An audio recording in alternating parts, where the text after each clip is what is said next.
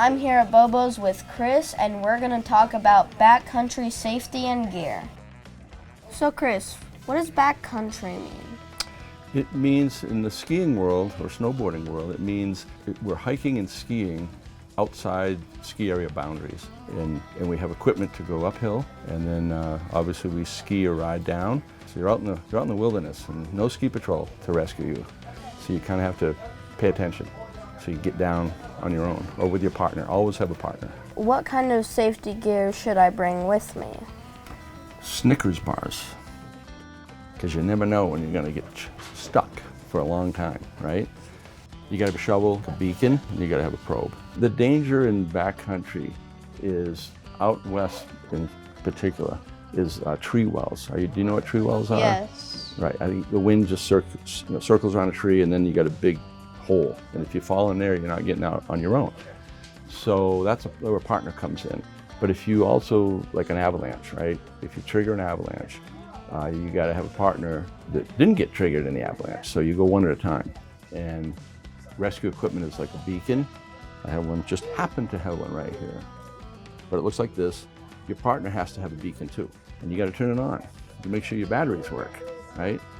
And make sure you have a signal. So if someone's buried, if you watch them, but you don't really know where they're going to end up, you pull this out, put it on search mode, and it'll beep.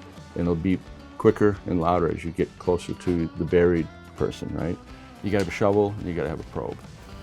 And that's the three mandatory pieces of equipment you should have if you're in backcountry. What does a probe do? It probes people that are buried that you can't see.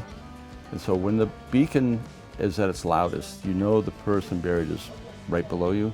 So you pull the probe out like this, right? This is 270 centimeters long, so it's maybe 8-10 feet. And you stick it in the snow and softly you're trying to find where the person is.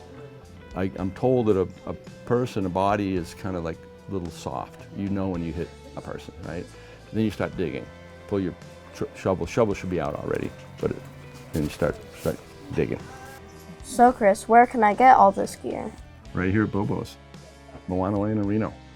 We've got the special bindings that you need, skis that you need, skins. We didn't talk about that, but to go uphill, you have to put skins on, and it's the length of the ski, and it takes a couple seconds to put them on, but it gives you traction, so you can motor up.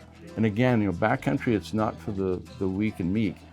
It's 3 hours up for 5 minutes down. So the experience is really about being out in the wilderness, away from the lodge and all that commotion. It's more peaceful and quiet. So it's adventurous, and it's very, very tranquil out there.